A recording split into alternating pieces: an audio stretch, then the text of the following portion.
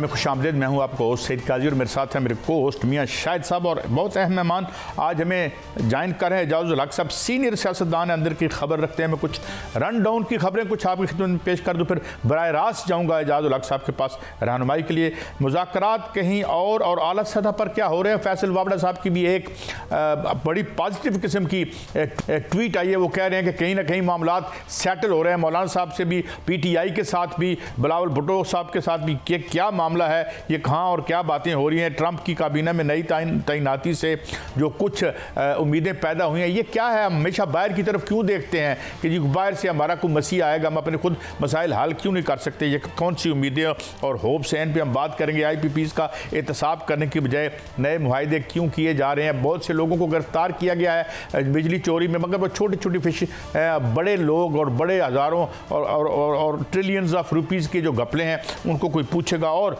शामी बागियों का अगला हदफ इजराइल क्यों नहीं और यहाँ क्या मामलात होंगे। मगर मैं आता हूँ एजाजुल हक साहब, बहुत शुक्रिया आपने हमें वक्त दिया। हजूर ये फरमाएं कि क्या डेवलपमेंट्स हैं, क्या कोई बर्फ़ पिघल रही है और सुनीद ये है कि बात हो रही है टॉप पर और इस क्राइसिस से निकलने की कोशिश हो रही है। आप भी फरमा रहे थे, तो हजूर क्या है आपके पास कौम को बताने के लिए इस मामले में।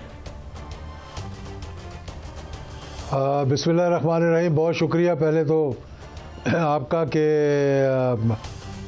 बड़े अहम मौजू हैं जिन पे आपने गुफ्तगू की है सारे के सारे।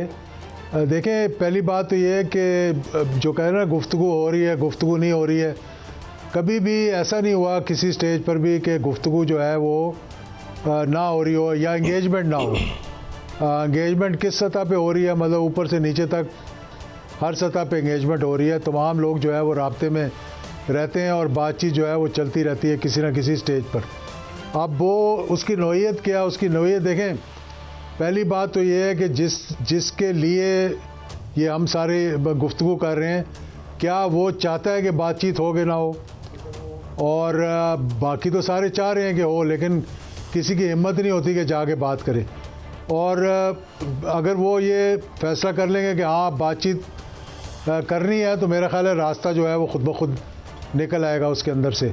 और इस 24 तारीख से पहले जिस तरह के 2022 में 25 मई थी मेरे ख्याल में, जब ये या जुलाई थी, या मुझे याद नहीं वो तारीख जुलाई थी मेरे ख्याल में, कि उस वक्त जो लॉन्ग मार्च हो रही थी पेशावर से यहाँ तक, और जनरल बाजवा साहब उस वक्त चीफ ऑफ आर्मी स्टाफ थे, तो बहुत ज़्यादा इंगेजमेंट हो गई थी। और ये कहा गया था कि अगर आप इसको अपनी लॉन्ग मार्च को मनसूख कर दें और आगे IMF के साथ गुफ्तगू हो जाए तो उसके बाद फिर इलेक्शंस जो है वो करवा दिए जाएंगे। लेकिन आखिरी मोमेंट पे बजाय उसको डिले करने के, उसको दो दिन पीछे कर दिया गया कि जल्दी में हम कर लें। तो मौजूदा सूरत हाल में भी 24 तारीख से पहले काफ़ी हद तक मेरी इत्तला के मुताबिक बातचीत आगे बढ़ गई थी और उसका कोई हतमी नतीजा भी निकल आना था। लेकिन आखिरी मोमेंट पर किसी ने बीच में एक स्पैनर फेंक दिया और जिसकी वजह से वो सारी गुफ्तगू भी ख़त्म हो गई। और एंड में जो हुआ वो सब ने देखा कि क्या हुआ डी चौक में, और किस तरह से आए और किस तरह से वापस भी चले गए। एजाजुल हक साहब, यही बात जो आपने फरमाई है कि एंड पर कुछ ना कुछ हो जाता है। रात को भी एक खबर ये है, उस पर मैं आपके कमेंट्स भी चाहूँगा, आपसे गाइडेंस भी चाहूँगा, आपके पास खबर होती है सर, कि कल रात को भी एक बातचीत हुई जो चौथी बातचीत थी, और उसमें पाकिस्तान जो गैर मुल्की भी कुछ शख्सियात जो थी मौजूद थी, और उस पर भी बानी PTI जो है वो मामला तय होते और हो गए। उसके बाद जो है वो ख़त्म हो गए और तय ये पाए थे कि उन्होंने 9 मई पर जो है वो एक वीडियो बयान जो है रिकॉर्ड कराएंगे और उसके बाद 3 साल जो है वो खामोशी से गुजारेंगे और उनको KPK शिफ्ट कर दिया जाएगा। लेकिन बाद में जब ये अमल शुरू हुआ तो उस पर बानी PTI ने वहाँ पर जो है वो इनकार कर दिया और उन्होंने कहा कि मैं ना तो वीडियो बयान जो है रिकॉर्ड कराऊंगा और ना मैं जो है वो खामोशी से बैठूंगा। और उस पर जो है गैर मुल्की शख्सियात ने वहाँ मायूसी का इजहार भी किया और वहाँ पर जो अफसोस का इजहार भी किया उनके रवैये पर। आपके पास सर क्या खबर है कि इस तरह के सतह के जो मुज़ाकरात होते हैं उसमें बानी PTI खुद इस मुज़ाकरात को ख़राब क्यों कर देते हैं? देखिए, रात वाली गुफ्तगू का तो मुझे पता नहीं है, सही बात है, मैं ऐसी उस पर इजहार ख्याल करूँ, लेकिन मिलती जुलती बातचीत हुई थी इस तरह जिस तरह कि आपने इसका जिक्र किया, इससे मिलती जुलती बात हुई थी। कोई वीडियो की बात नहीं थी, लेकिन एक किस्म का कोई बयान की बात थी, और वो बयान भी इस किस्म का था कि ना इधर का था ना उधर का था, बीच का रास्ता था वो, मतलब निकालने का कि एक वो भी ना हो। दूसरी बात यह है कि 9 मई को लेकर इन्होंने इतना ज़्यादा मसला क्यों बनाया हुआ उसका। 9 मई को जो कुछ हुआ वो किसी को पसंद नहीं आया, नहीं होना चाहिए था। ख़ुद खान साहब कहते हैं कि जो 9 मई को हुआ वो सही नहीं हुआ, तो वो क्यों नहीं कहते जिस तरह ट्रंप ने किया था कि जब इन लोगों ने वो वहाँ पे हुआ, हमला हुआ, उसने कहा ये हमारे लोग ही नहीं थे जिन्होंने हमला किया, नाम इनको ओन करते हैं। तो इसी तरह से अगर इस पर भी कोई चीज़ ऐसी सामने आ जाए तो मेरा ख्याल है मसले का हल निकल सकता है। आज तो खैर हमारे ये प्रोग्राम आने से पहले आज फ़र्द जुर्म जो है वो आयद हुई है, और आज सारे जो डयाला जेल में थे मेरे ख्याल में, या पता नहीं कहाँ इकट्ठे हुए थे, जिसमें शेख रशीद भी हैं, राजा बिशारत भी हैं, इमरान खान भी हैं, और शाह महमूद कुरैशी साहब भी, और भी बहुत से लोग हैं। कुछ मुझे भी यहाँ मिलने के लिए आए थे जो पिंडी के रहने वाले हैं, वो बता रहे थे कि हम वहाँ से सीधा आ रहे हैं अभी यहाँ पर इस मामले के बाद।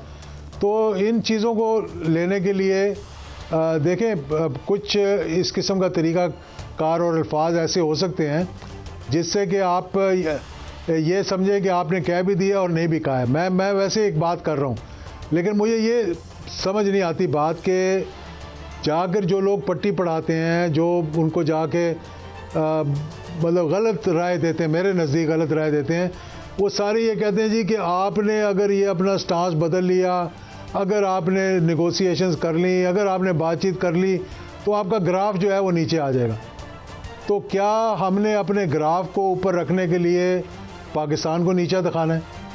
क्या हमने अपने ग्राफ को ऊपर रखने के लिए मुल्क को मुश्किलात से नहीं निकालना? तो क्या हमने अपने ग्राफ को ऊपर रखने के लिए ये सारी इकोनॉमी के और दीगर मसाइल तो उनको हल नहीं करना? हुकूमत और पीटीआई के दरमियान जो मुज़ाकरात हैं वो भी होते हुए नजर आ रहे हैं या नहीं? या जो पीटीआई बानी पीटीआई ने कॉल दे रखी है कि सिविल नाफरमानी की तरफ जाएंगे, तो आपको क्या 14 तारीख तो गुजर गई, अब तक तो सिविल नाफरमानी कहीं नजर नहीं आई, कि आपको ये सब नजर होता हुआ नजर आ रहा है या आगे मुस्तकबिल करीब में मुज़ाकरात नजर आ रहे हैं? देखिए, सिविल नाफरमानी मेरा नहीं ख्याल कि कोई इतना बड़ा चैलेंज है, ना वो इतना बड़ा इशू है। सिविल नाफरमानी जो है, ना लोगों ने बाहर से रेमिटेंसेस भेजना बंद करनी है, ना लोगों ने यहाँ से कुछ सीमेंट और दलिए का जो है वो बॉयकॉट करना है। ये मेरे ख्याल में सारी गिमिक्स हैं, और ये गिमिक्स हम लोग भी करते रहे माजी में जब हम ऑपोजिशन में होते थे। खान साहब ने भी उस पर खड़े होकर जो है वो बिजली के बिल जो है वो जलाए थे कंटेनर के ऊपर खड़े होकर धरने के दौरान, तो उससे कोई इतना फ़र्क तो नहीं पड़ा था। हुकूमत ने बिजली के जो मद में पैसे आने वो वसूल करने, और उसके लिए अभी आपने मेंशन किया मगर मैं एक और इशू पे आना चाहता हूँ, तो वक्त में तो आप ये जो खाम ख्याल होता है कि बाहर से आके हमें कोई बचाएगा, गवर्नमेंट वहाँ चेंज हो जाएगी, अमेरिका में तो ये हो जाएगा, आज फलां ट्वीट आ गई है। वैसे तो असूली तौर पर ये बात ही गलत है, हमें मसाइल अपने खुद हल करने चाहिए, मगर ये इन उम्मीदों में कोई जान है या ये सिर्फ खुशफहमियाँ हैं? देखिए, बेसिकली तो ये होता है कि बाहर से असर और रसूख तो होता है ना, मुल्क के ताल्लुकात होते हैं। अगर कोई मुल्क आकर के, जैसे कि नवाज शरीफ साहब जब जेल में थे तो सबसे पहले जो उनको मिलने के लिए आए थे वो कतर के वज़ीर ख़ारजा थे, जो बाद में वज़ीर आज़म बन गए, और शेख जासिम साहब जिनका नाम उस ख़त के अंदर भी आया, अगर आपको याद हो, जो ख़त लिखा गया था सुप्रीम कोर्ट में उसके दौरान। तो पाकिस्तान में उनकी बड़ी इज़्ज़त थी, पाकिस्तान के कतर के साथ बड़े अच्छे ताल्लुकात थे, लेकिन जो भी उन्होंने करना था वो हुकूमत के ज़रिए ही करना था। वो ये नहीं कि भाई वहाँ से उनको नवाज शरीफ साहब को या किसी को भी मिलकर आते और आने के बाद कहते जी मैं तो बंदे को काट के ले जाना नाल, तो ये तो नहीं हो सकता। इसी तरह से सऊदी अरेबिया के साथ ताल्लुकात है। लेकिन मैं देखें, ये एक बड़ी सिंपल सी बात आपको बताता हूँ।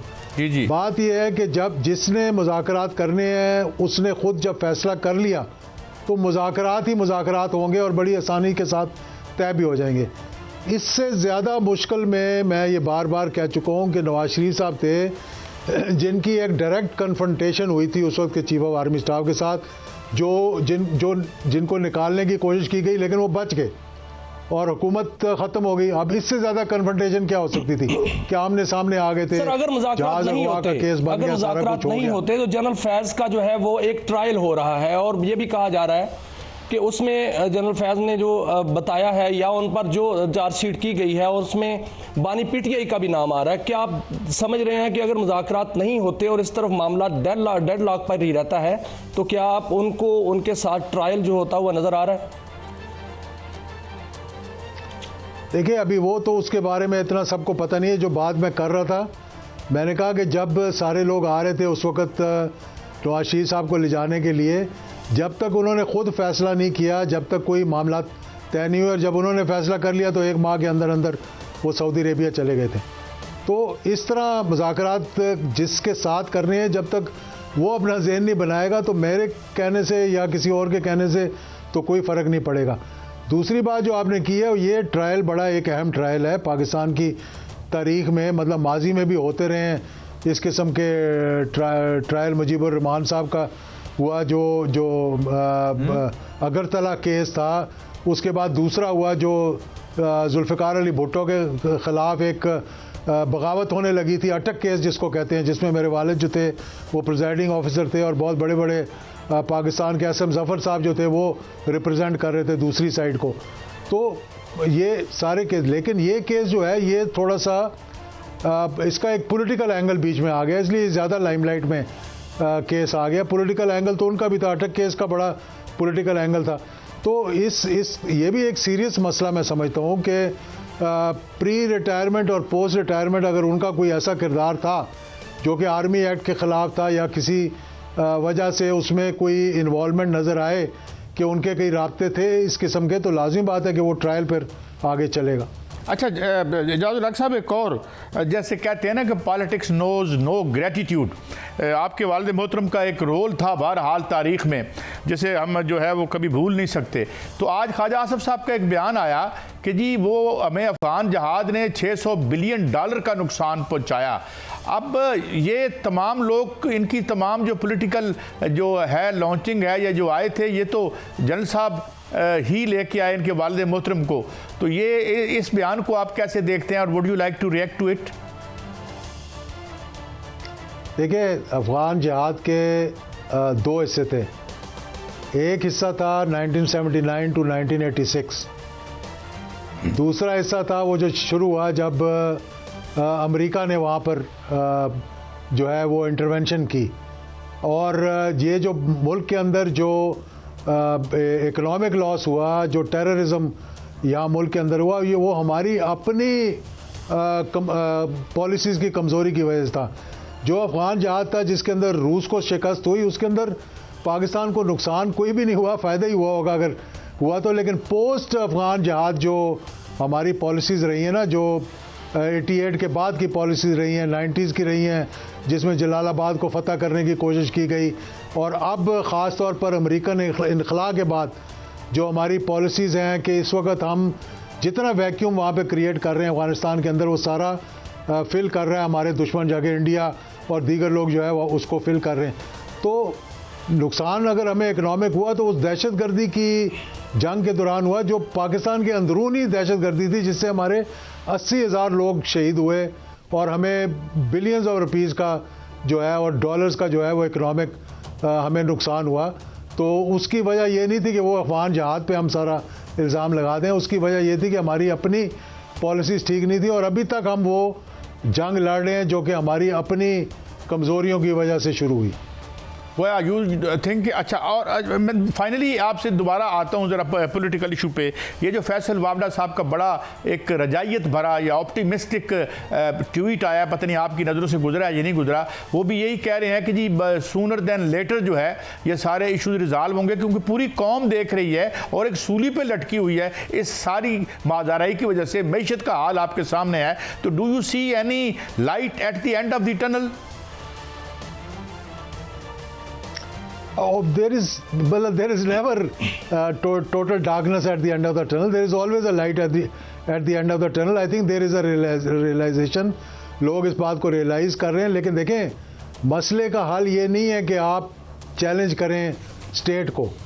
देखिए, ये पहली दफ़ा पाकिस्तान की तारीख में हुआ है कि पॉलिटिशियंस अगेंस्ट पॉलिटिशियंस रहे हैं, और ये पहली दफ़ा हुआ है कि politicians against the state, basically against the state, when I say against the establishment, Pakistan की तारीख में इस तरह की नौयत की महाजराई इससे पहले नहीं हुई कि अगर आप सिविल नाफरमानी की भी कॉल दे रहे हैं तो वो भी इस्टेब्लिशमेंट के ख़िलाफ़, अगर आप महाजराई कर रहे हैं और इल्ज़ामात लगा रहे हैं तो भी इस्टेब्लिशमेंट पे, और अगर आप तकरीरें कर रहे हैं कि अब हम असला लेकर आ रहे हैं और असले का जवाब असले से देंगे, तो इस तरह से मतलब there is a light at the end of tunnel, लेकिन the behaviour has to be changed.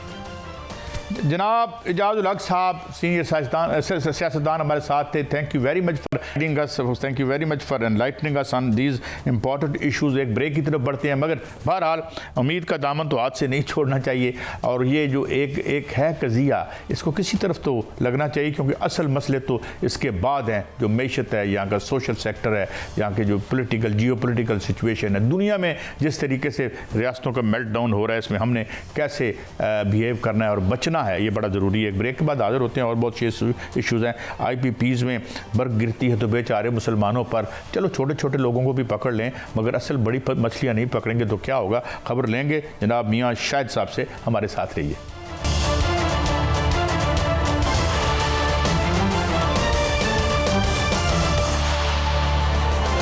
Welcome back. नाज़रीन, हमें ज्वाइन किया है मारूफ मैशतदान जनाब डॉक्टर खाकान नजीब साहब ने। बहुत शुक्रिया डॉक्टर साहब, आपने वक्त दिया। अभी आज ही खबर आई कि 2 पॉइंट्स और नीचे हमारा इंटरेस्ट रेट गया है, 13% पे आ गया है। तो क्या इससे हम खुश आइंद समझें?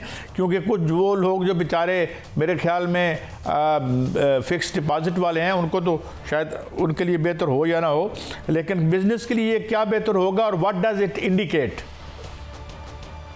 बिस्मिल्लाहिर्रहमानिर्रहीम। सो अगर आप पिछले चंद माह में देखें, जब से मॉनेटरी ईजिंग शुरू हुई है, 9% कट हुआ है पाकिस्तान का पॉलिसी रेट, 22% से 13% पे आ गया। सबसे पहले ये समझना ज़रूरी है। नंबर 2, ये करने की गुंजाइश क्यों मिली? पाकिस्तान की जो हेडलाइन इन्फ्लेशन है, जिसको CPI इन्फ्लेशन आप फहम ज़बान में कहते हैं, वो 4.9% पे है नवंबर में। पिछले नवंबर में ये 29% पे थी। तो अफरात ज़र में, यानी कि कीमतों के बढ़ने की शरह में एक खातिर खा कमी आई है, और इसकी एक बड़ी वजह यह है कि डिमांड कम हुई और कुछ डोमेस्टिक सप्लाई ऑफ की फूड कमोडिटीज़ जो हैं वो बेहतर हुई पाकिस्तान में। ग्लोबल ऑयल प्राइसेस जो हैं वो कम हुई, बिनाइन है बड़ी, और ये जो बेस इफेक्ट है, यानी कि पिछले साल 29 थी, उसके ऊपर इस दफ़ा 4.9% हुई। तो आपको बहुत बड़ा रूम मिला कि आप अपना जो पॉलिसी रेट है वो बतदरीज कम करें, और वो अब 13% पे आ गया है। देखिए इसका फ़ायदा क्या है। आप आज गाड़ी लेने जाइए, आपने 1 करोड़ की गाड़ी खरीदी, तो आप पिछले साल 22 लाख रुपया सालाना की किस्त दे रहे होंगे। इस साल आप 12 लाख की किस्त दे रहे होंगे, 13 लाख की किस्त दे रहे होंगे। अगर ये इतना बड़ा फ़र्क पड़े तो इससे जो मैन्युफैक्चरर है वो एक मशीन ख़रीद सकता है, जो एग्रीकल्चर वाला है वो ट्यूबवेल लगा सकता है। इसी तरह जो मईशत का पहिया है वो चलता है।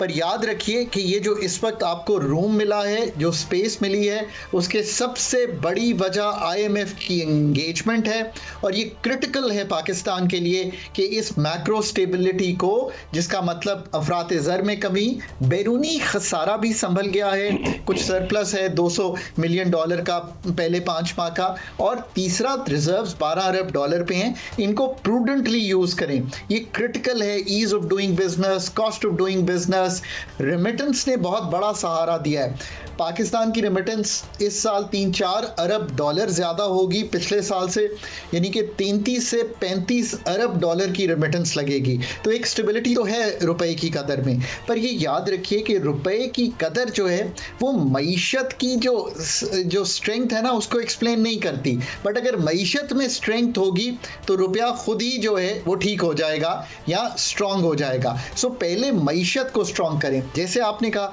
क्या एनर्जी की कीमतों में कमी हो सकती है?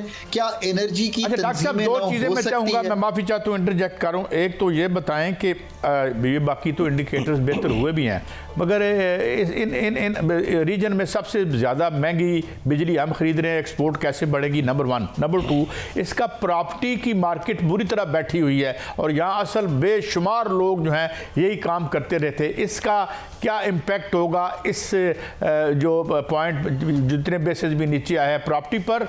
और दूसरी ये बात जो मैंने अर्ज़ की, डॉक्टर साहब आपने बहुत अच्छी चीज़ सामने रखी है कि क्या एक्सपोर्ट जो है वो पाकिस्तान की बढ़ेगी।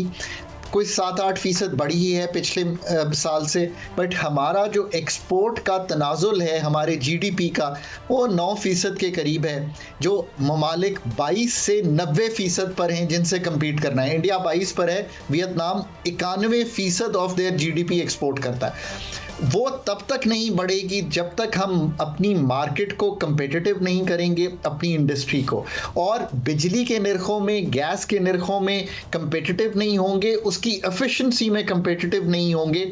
और वो करने के लिए बिजली की तंजीम नौ, प्राइवेटाइजेशन, पॉलिसी ठीक करना, यानी कि ये सारे इतने फंडामेंटल काम हैं, ये तब तक नहीं होने लगे जब तक कि कोई सर्जिकल टीम आप डेवलप नहीं करते उन एरियाज में जो पाकिस्तान की सर्जरी मांगती यही तो बात है सर, यही तो बात है कि जब तक बिजली की कीमतें, एनर्जी की कीमतें कम नहीं होती, उस वक्त तक हम एक्सपोर्ट कैसे बढ़ाएंगे और अपनी पैदावारी लागत को कैसे दुरुस्त करेंगे। जो बिजली की कंपनियां हैं वो तो मईशत का खून चूस चुकी हैं, तो सर कम सरमाया लगाकर ज्यादा जाहिर करके मनी लॉन्ड्रिंग कर चुकी हैं। सर $60 मिलियन की जो है मनसूबाबंदी, वो सुना है कि जो मंसूबे थे वो $120 मिलियन में लगाए गए, और ये सारे जो मामलात हैं जिसमें $60 मिलियन का जो सरमाया है वह बैरून मुल्क भिजवाया गया, और $120 मिलियन पर कर्ज जो लिया गया उस पर इक्विटी के जो है 23% से 35% तक उसका मुनाफा लिया गया। सर गैर मुल्की जो जाहिर करके लोन को उसकी CPI जो है वो गैर मुल्की ली गई, तो फिर ये कैसे काम होगा? ये तो काम नहीं हो सकता है, इसलिए कि जो आपका यूनिट का रेट है वो तो 45 रुपए से लेकर 68 रुपए और 69 रुपए और 70 रुपए तक जा रहा है सर। 94 और 2002 की पॉलिसी के तहत आई थिंक एक कॉन्टेक्स्ट ऐसा था, बहुत प्रेशर था, 11-12 एवरेज घंटे लोड शेडिंग हो रही थी। पाकिस्तान ने एक बॉन्ड इशू किया डॉलर डिनोमिनेटेड 17% पर, और लोगों को बताया कि वो ये माहदे करके ये लगा लें। I agree with you, I think बहुत बेहतर माहदे हो सकते थे। इसीलिए मैं बार बार कहता हूँ कि स्टेट जब तक कैपेसिटी नहीं बिल्ड करेगी तो पॉलिसी साजी ठीक नहीं हो सकती। इसी तरह एक वीक रेगुलेटरी निज़ाम है मुल्क में, नेपरा, ओगरा, सबको अगर आप इकट्ठा करें तो आपको अंदाज़ा होगा कि वो टैरिफ भी ठीक नहीं दे सकते, कंपेटिटिव बिडिंग नहीं कराई, इसलिए ऐसा हुआ है जो आपने कहा है। आप फोरेंसिक ऑडिट कर सकते हैं, हीट रेट ऑडिट कर सकते हैं, आपने वो भी कभी नहीं किया। और ये किसी और पे ब्लेम करना कि वो आए नहीं करवाने के लिए स्टेट की रिट को एग्जर्ट करना थ्रू द रेगुलेटर, ये स्टेट का काम था। अब लेट्स लुक फॉरवर्ड, इन मुआहदों को टेक और पे से टेक एंड पे के सिस्टम पर ले जाइए, कोई हाइब्रिड सा बना लें, कहीं अगर कैपिटल कॉस्ट देनी है दीजिए, इनको ख़त्म कीजिए, डेट रीप्रोफाइलिंग कीजिए 2015 के मुआहदे की, सो जो डेट का बर्डन है वो टूटे। पर इससे क्या फ़र्क पड़ेगा? 19 रुपये इस वक्त कैपेसिटी है, वो 1.5-2-3 रुपए कम हो जाएगी। असल बात तो ये है कि 5 रुपए तो पड़े हैं जो लाइन लॉसेस और आप चोरी होने देते हैं मुल्क में। 3 रुपए 40 पैसे तो हैं जो डेट सर्विसिंग सरचार्ज है। 8 रुपए का आप तकरीबन लेते हैं GST और बाकी टैक्सेस। सो नतीजा ये है, प्राइवेटाइजेशन, टैक्सेस ठीक करना, टैरिफ के निज़ाम को ठीक करना, ये सारे इतने बड़े काम हैं। जनरल मुशर्रफ 100 अरब रुपए का सर्कुलर डेट छोड़ के गए थे, आज 2500 अरब का पावर सेक्टर में है और 2500 अरब का गैस सेक्टर में है। सोचिए कि हमने क्या किया, मतलब 5000 अरब रुपए खड़ा है जिसको हैंडल करना है। अब ये सारे काम करना इतना बड़ी टीम मांगता है। मैं हमेशा कहता हूँ HR इज पॉलिसी। हम ना HR बिल्ड कर पाए हैं पॉलिसी में, ऑपरेशंस में, स्टेट रेगुलेशन में। अच्छा डॉक्टर साहब, मैं एक और बात करना चाहता हूँ, जरा इससे हटके भी होगा। अच्छा डॉक्टर साहब, अब सवाल एक और है। सवाल ये है कि ये पॉलिटिकल इकॉनमी का सवाल भी हो सकता है। बात ये है कि हमारे पास जो खबरें आई वो ये थी कि जी इतने IPPs फलां पार्टी के पास हैं, रूलिंग के पास इतने, फलां पार्टी के पास, रूलिंग पार्टी के पास हैं, एक PM साहब के फर्जंद अर्जमंद के पास है जिसका कुछ लेना देना अब्बाजान से नहीं है। जिस तरह वो उन्होंने कहा था रज़ाक दाऊद साहब ने कि जी मैं अब अजीम खिदमत के लिए आ गया हूँ और ये ठेका डैम का तो मेरे बच्चे का मेरा कुछ लेना देना नहीं है। When politics and business join hands और पॉलिटिकल पावर आती है तो फिर तो डॉक्टर साहब इसको ठीक कौन करेगा? कॉन्फ्लिक्ट ऑफ इंटरेस्ट जो है उसको ठीक करना स्टेट के अदारों का काम है। मैं हमेशा ये कहता हूँ कि ये काम तो NEPRA, OGRA, SECP, State Bank of Pakistan, ये सारे काम इनके करने वाले हैं। ये चीज़ें इन्होंने देखनी है, इसीलिए रेगुलेटर बनाया जाता है कि वो रेगुलेट कर सके। पाकिस्तान में नेसेंट रेगुलेटर्स हैं, कैपेसिटी और कैपेबिलिटी इंतहाई कमज़ोर है। और फिर माजरत के साथ और अदब के साथ ये बात कि हमने उनको रिटायरमेंट का एक ज़रिया बना दिया है। मैं आज भी कहता हूं कि कैपेबिलिटी टू रेगुलेट पाकिस्तान में नहीं है, ये इंपोर्ट ही करना पड़ेगी, पर हम नहीं कर पाते। इसी तरह जो हमारी मिनिस्ट्रीज़ हैं कुछ, उनको तो शायद मिनिस्ट्रीज़ होना ही नहीं चाहिए, बड़ी प्रोफेशनल बॉडीज़ होना चाहिए। एक एनर्जी मिनिस्ट्री होनी चाहिए जो सारी मिनिस्ट्रीज़ यानी कि जो डिविजन्स हैं, पेट्रोलियम है, वाटर है, पावर है, इन सब को मुंजमद करके एक बने जो एक पॉलिसी साजी कर सके। और फिर उसके नीचे जो मातहत अदारे हैं, ये उनका भी सर बिजली की 3 कंपनियां जो हैं, जो बिजली की सप्लाई कंपनियां हैं, वो 9 ट्रिलियन रुपए जो हैं वो खुर्द-बुर्द कर गई, ये IPPs वगैरह, ये हुकूमत खुद मानती है। तो क्या इनके खिलाफ कोई कानूनी कार्रवाई नहीं होनी चाहिए ताकि आगे जो कंपनियां हैं वो भी इस पर जो है वो सबक सीखें और बिजली की कीमतें भी कम हो और पैदावारी कीमत भी कम हो और इनका फोरेंसिक ऑडिट भी हो? फोरेंसिक ऑडिट कहते कहते तो शायद अब एक दहाई गुजर गई है। सरकार में भी कहा करता था, फिर मैं कहता था हीट रेट ऑडिट भी करा लें, पर कंपनियों ने स्टेज ले लिए। यार रुकिएगा जरा, हीट रेट ऑडिट क्या है और इसमें वो कोयले या वो उसमें वो क्या वारदात थी, वो भी थोड़ा सा बता दें हमें। कि जितना तेल इस्तेमाल होना चाहिए कि क्या वही इस्तेमाल हो रहा है कि उससे बहुत कम इस्तेमाल हो रहा है और पैसे बहुत ज़्यादा के चार्ज किए जा रहे हैं। हम वो भी नहीं कर सके, फिर स्टेज हो गए, उस पर बहुत सी कबातें रहीं और गवर्नमेंट कभी भी उस तरह के फॉलो अप्स नहीं दे सकी, वो फ्रेमवर्क्स नहीं ला सकी, वो इम्प्लीमेंटेशन नहीं कर सकी। और जो ये माहिदे भी हुए, ये इंतहाई प्रेशर के दौर में हुए, पर 2015 में मेरा ख्याल है कि ये प्रेशर नहीं था और हम बहुत बेहतर काम कर सकते थे। उन माहिदों की भी अब रीप्रोफाइलिंग डेट की ज़रूरी है और उसमें अभी भी खातिर खा आई थिंक प्रोग्रेस नहीं हुई है। ये इतना बड़ा बोझ है एनर्जी का, अगर एनर्जी सेक्टर की तंजीमें नौ नहीं करेंगे नहीं कर सके सर, ये क्या मिली भगत थी या कैपेबिलिटी का इशू था? इशू क्या था सर, आपने क्या देखा? Pakistan not being able to do all these things is a technical and a professional problem, number one. Pakistan not being able to do it is an HR problem. That is number one problem. Number two problem is of course कि HR build होते, उसका impact आते वक्त लगता है। So political cycle, माफी चाहता हूँ, मुझे यहाँ रोकना पड़ रहा है। बड़ी आज आपने खूबसूरत और अहम से और बड़े सादा तरीके से बात यहीं ख़त्म करते हैं। हम अंग्रेजी में कहते हैं who will bell the cat, मसला ये है कि इसमें तब्दीली करते हैं who will bell himself, अपने गले में कौन डालेगा। पर एक ब्रेक के बाद हाजिर होते हैं। शाम में क्या हो रहा है, इजराइल का हदफ क्यों नहीं है, वहाँ कौन सी हुकूमत बन रही है, उसकी क्या फॉल आउट्स होंगे। हमारे साथ मौजूद होंगे एक मौजूद मेहमान, दिवाई तजिया नगार। आप हमारे साथ रहिए।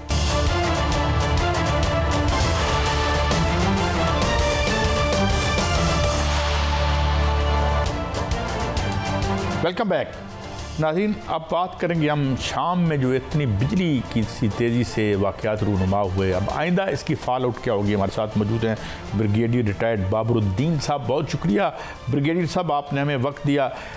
क्या इसकी फॉल आउट हो सकती है? और एक मैं ख़बर ये भी देख रहा था कि जी वो कह रहे हैं जो अब जो भी आया है आउटफिट उस पर at the helm of affairs, वो कह रहे हैं जी वो जितना मर्जी इलाका गोलान का ये वो आगे ले लें, हमें कोई एतराज़ नहीं है।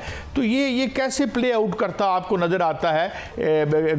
गल्फ में इस पर क्या असरात होंगे इसके, जनाब ब्रिगेडियर साहब? जी बहुत शुक्रिया आपका, बड़ा इम्पोर्टेंट मौजू है। शाम के बारे में आपने जो क्वेश्चन किया, बड़ा अनफॉर्चुनेट है, बहुत बदकिस्मती की बात है कि जिस तरीके से यके बाद एक गुज़श्ता कुछ सालों में, एक दहाई में हमने एक के बाद दूसरी मुस्लिम रियासत इस तरीके से ज़मीन बहुत होते देखी, और इसमें दूसरों की तो जो कोताहियाँ या गलतियाँ या साजिशें हैं ही हैं, ये अंदरूनी जो रेशा दवानियाँ होती हैं, अंदरूनी साजिशें होती हैं, उनका शिकार एक के बाद दूसरा मुल्क हुआ, चाहे वो लीबिया है, इराक है, अफगानिस्तान, या अभी जैसे आपने शाम की बात की, फलस्तीन तो खैर है ही, हम उसको देख ही रहे हैं। और इससे बड़ी बदकिस्मती की बात है कि जो यहाँ पर आया उसने अपना मकसद हासिल किया उसके बाद उनको अबैंडन कर दिया और बाद में उसका कोई वाली वारिस नहीं रहा। आज किसी को खबर नहीं लीबिया किधर है, इराक में क्या हो रहा है, अफगानिस्तान किस हाल में, और ये हाल में शाम क्या है। आपको पता है इस तरह के प्रॉक्सी वॉर में जब फॉरेन फोर्सेस सपोर्ट कर रही होती हैं तो उनके अपने वेस्टेड इंटरेस्ट होते हैं, लेकिन जो मुकामी लोग होते हैं, जो मुकामी कुव्वतें होती हैं, इंतशार की बुनियाद पर वो दूसरों को कैनन फॉडर बनते हैं और अपने मुल्कों की तबाही कर लेते हैं। यही हमने देखा आज शाम में क्या हुआ। बशार अल असद जैसा भी हुक्मरान था, कम से कम शाम की इंटेग्रिटी कायम थी, और जो ही वो जैसे बशार अल असद हुकूमत से अलग हुआ है, शाम के ऊपर इसराइल ने पे दर पे पिछले एक हफ्ते के दौरान 500 से ज्यादा फजाई हमले करके उस मुल्क को पूरा पैलेवराइज कर दिया। सर, क्या शाम की जो मौजूदा सूरत हाल है और खित्ते में जो अनरेस्ट है इस वक्त, वहाँ पर अदम इस्तेहकाम है, और इसराइल को क्या ये सूरत हाल ईरान पर हमला करने पर उकसा सकती है और इसके असरात पाकिस्तान पर क्या आ सकते हैं? ये देखिए, इसराइल बेनिफिशियरी तो इस सब सिचुएशन के इसराइल है, क्या वो फलस्तीन है, मिस्र और जॉर्डन को पहले उसने मार्जिनलाइज किया हुआ है। अभी शाम उसके लिए इमीडिएट वैसे थ्रेट तो नहीं था, बट ये फैक्ट है कि उस शाम पे वो डायरेक्ट उस तरीके से हमलावर नहीं हो सकता था। लेबनान में उसने करके देख लिया। अभी बेनिफिशियरी इसराइल क्या, उसने अपने नेबरिंग जितने भी कंट्रीज हैं सबको मैनेज कर लिया है, उनको काफी हद तक बल्कि टोटली मार्जिनलाइज कर दिया है। बेनिफिशियरी तो इसराइल है। अभी जहां तक ईरान पे हमले का ताल्लुक है, वो स्टेट वे अभी हम नहीं कह सकते, बिकॉज ईरान एक ऑल टुगेदर डिफरेंट प्रोपोजिशन है। ईरान इन तमाम ममालिक से मुख्तलिफ है, इसमें कोई शक नहीं। ईरान एक बहुत बड़ा मुल्क है और ईरान की अपनी एक मिलिट्री पावर है, ईरान की अपनी एक हिस्ट्री है, बहुत पुराना कल्चर है, तहजीब है उनकी, ईरानियंस की, और उनके इस तरीके से अटैक करना इसराइल के डायरेक्टली अभी फिलहाल मुमकिन नजर नहीं आता, काफी मुश्किल है। हाँ, बहुत सारे इनडायरेक्ट तरीके जरूर हो सकते हैं जिस तरीके जिससे वो ईरान को मजीद कंटेन करने की कोशिश कर सकते हैं, जो हमें नजर भी आता है। टैक्टिक्स भी यही है, पर direct confrontation straight away Iran के साथ फिलहाल इतना आसान नहीं, चाहे वो इसराइल है या उसकी चाहे अमेरिका है, क्योंकि ईरान की स्ट्रेटेजिक लोकेशन बड़ी डिफरेंट है इन तमाम वाले से, और उसकी अपना मेक एंड टाइप डिफरेंट है। और ईरान के पास जो शाम का बागी ग्रुप है, क्या ये शाम तक महदूद रहेगा या इसके आगे भी बढ़ेगा? क्योंकि वो तो चीन तक को धमकियां दे रहे हैं और फलस्तीन को भी, वहां पर दूसरे ग्रुपों को भी कह रहे हैं कि आप ना लड़ें। तो आप क्या समझते हैं कि मजीद पेशकदमी करेगा, क्योंकि इनके पीछे अलकायदा और दीगर जमातों का भी हाथ बताया जा रहा है? पेशकदमी आउटसाइड शाम या आउटसाइड रीजन तो उतना आसान नहीं है, क्योंकि ये ज़ाहिर है तो लोकल वहीं के कुछ लोग हैं और उनको सपोर्ट डेफिनेटली दुनिया के कुछ ममालिक की तरफ से है, जिनको आप भी जानते हैं, हम भी जानते हैं। तो आउटसाइड रीजन, आउटसाइड शाम इतना आसान नहीं होता, बिकॉज पेशकदमी कहाँ पर करके जाएंगे। जब हमने ईरान की बात की है, ईरान में डिफरेंट किस्म का रजीव है, डिफरेंट लोग हैं, तो जैसे मैंने कहा डायरेक्टली तो फिलहाल मुश्किल नजर आता है। इनडायरेक्टली कोशिश डेफिनेटली उनकी होगी, क्योंकि ईरान जैसे ममालिक हैं, चाइना तो बहुत ही डिफरेंट प्रोपोजिशन है, धमकियां अपनी जगह मौजूद रहती हैं, लेकिन नेबरहुड में जाके इस तरह के ममालिक में जाके अपने कुछ स्ट्रॉन्ग बेसेस बनाना में प्रोपोजिशन या पॉसिबिलिटी हो सकती है। अच्छा ब्रिगेडियर साहब, मैं एक और आपसे सवाल जरूर पूछूंगा कि अब ये HTS है, कुछ कहते हैं दाइश है, कुछ कहते हैं नहीं अल नसरा जो है उसका जो ऑफ शूट थी अलकायदा के ये लोग हैं। अब ये क्या ड्रामा है? कभी ये इनको मुजाहिदीन बना के पेश करते हैं और इस्तेमाल करते हैं, फिर इनको टेररिस्ट करार दे देते हैं। तो ये क्या उनका एक फॉरेन पॉलिसी टूल है जो मगरिब का, कि जी जहाँ इनको जैसे इस्तेमाल करना है to gain their goals short term या लॉन्ग टर्म? तो ये अब क्या दो रंगी खुल के सामने आ गया and they hardly mind people knowing it? जी, इनका टूल ही है, इनका तरीका कार ही है। हिस्ट्री देख रहे, जितने ममालिक का मैंने पहले जिक्र किया, उन ममालिक में वहीं के मुकामी लोगों को खड़ा किया, एज अ टूल यूज किया अगेंस्ट द एग्जिस्टिंग रूल, और उसके बाद उस मुल्क को अबैंडन कर दिया, बिकॉज अपना पर्पस अचीव कर लिया। यहाँ पर इधर भी इस तरह ही करेंगे। इनका मकसद इसराइल को स्ट्रेंथन करना है, इसराइल को छोटी मोटी जो भी रेजिस्टेंस हो सकती थी उस रेजिस्टेंस को खत्म करना है, और उसके बाद इनको कोई नहीं पूछेगा, इनको इस हाल में छोड़ के चले जाएंगे, इनको अपनी भी समझ आएगी हम किधर है। तो ये मुख्तलिफ ग्रुपों का अमेलगमेशन है, जिसमें कुछ अलकायदा के लोग हैं, कुछ दाइश के लोग हैं, उनकी हिस्ट्री भी ऐसी है। बट उनको इकट्ठा करके ये सपोर्ट कर रहे हैं। उनकी कोई इस तरह की एफिलिएशन नहीं है, उनकी कोई सेंट्रल कमांड नहीं है, उनकी वो लव फॉर लैंड वो नहीं है। ये वेस्टेड इंटरेस्ट के ऊपर ये लोगों को पैसे के लिए यूज हो रहा है, किसी को इक़्तिदार के नाम पे लालच दिया गया है। और पाकिस्तान को इस हवाले से जो शाम की सूरत हाल है, क्या मौक़िफ़ इख्तियार करना चाहिए वाज़े तौर पे, या देखो और इंतजार करो की पॉलिसी इख्तियार करनी चाहिए? देखिए, पाकिस्तान की फिलहाल तो पॉलिसी ठीक है कि आप डायरेक्टली किसी के अफेयर्स में इंटरफेयर नहीं करते, बट बीइंग अ मुस्लिम वालिद पाकिस्तान ने हमेशा इस तरह की जो बैरूनी कुव्वतें हैं उनकी मदाखलत को कंडेम भी किया, अभी भी हम करते हैं। डायरेक्टली हमारा उसके बीच में कोई रोल नहीं है, लेकिन हम खामोश तमाशाई उस हद तक नहीं दूसरी तरह हो सकते कि हम अपना कुछ स्टेटमेंट ही नहीं दें। हमारी एक पॉलिसी है, हमारा एक असूली मौक़िफ़ है, वो पाकिस्तान ने यहाँ पर भी अपने असूली मौक़िफ़ का अदा किया। लेकिन अपने मुल्क में कुछ लोग हैं नाअंदेश जो इसको शाम की सूरत हाल से रिलेट करके लोगों को इश्तियाल दिलाने की कोशिश करते हैं, उनको यकीनन सोचना चाहिए। उनको यकीनन सोचना चाहिए पाकिस्तान डिफरेंट हालात में है, पाकिस्तान के अंदर एक मजबूत फौज है, और इससे एक और भी सबक मिलता है कि आपकी हिफाजत किसी और ने नहीं कर रही। अगर आपकी फौज मजबूत है, आपके अंदर गट्स एंड पोटेंशियल है, तो तभी आप अपनी हिफाजत कर सकते हैं। इसलिए इस तरह की कुव्वतों को जो मुल्क के अंदर है कि अनरेस्ट पैदा करने की नाकाम कोशिशें करते हैं, उनको भी होश के नाखुन लेने चाहिए। हमारा मुल्क अल्हम्दुलिल्लाह इन तमाम मवालिद से मुख्तलिफ है, और हम दुनिया को खटकते जरूर है, बट अपना दिफा करना जानते हैं। अपनी फौज को मजबूत करें, उसको सपोर्ट करें, ताकि दुश्मन आपकी तरफ देखने की जुर्रत भी ना कर सके। बहरहाल पाकिस्तान का अपना एक रोल मौक़िफ़ है, चाहे फ़लस्तीन है, चाहे वो शाम है या इराक है, पाकिस्तान ने इसका इज़हार किया है, और दुनिया के दूसरे ममालिक ने इसमें मुख्तलिफ इस तरह है कि हम हर फोरम पे खामोश तमाशाई नहीं बने रहते, हम अपने मौक़िफ़ का इज़हार जरूर करते हैं जो कि असूली मौक़िफ़ है। और वो शाम तो गिर गया, मशरिक़ वुस्ता में जो मुस्तक़बिल के दूसरे जो मालिक हैं उनका मुस्तक़बिल क्या है? किसी और मुल्क की बारी आने वाली है? बारी तो भी किसी और की आने वाली लगती नहीं है। लोग ईरान की बात करते हैं, या सबसे बड़ा तो इनके लिए हर वक्त पाकिस्तान एक मजबूत इस्लामी मुल्क की तरफ मजबूत रहते थे कि पाकिस्तान, जैसे मैंने पहले कहा, हमारी सिचुएशन डिफरेंट है, हमारी तरफ जिस तरह की नहीं कर सकते अनलेस कि हम खुद अंदर से अपने लिए प्रॉब्लम क्रिएट ना करें। और रिसेंट पास में अगर आप देखें, इमीडिएट नेबर में देखें, यस ईरान उनके लिए खतरा किसी न किसी सूरत में मौजूद रहता है, पर जैसे मैंने पहले कहा, मेरे अपने ख्याल के मुताबिक ईरान को इस तरह डायरेक्टली एंगेज करना उनके लिए इतना आसान नहीं है। उसको इनडायरेक्टली अप्रोच के जरिए जरूर वो हर वक्त कुछ ना कुछ करते रहते हैं, करते रहेंगे, बट नॉट डायरेक्टली।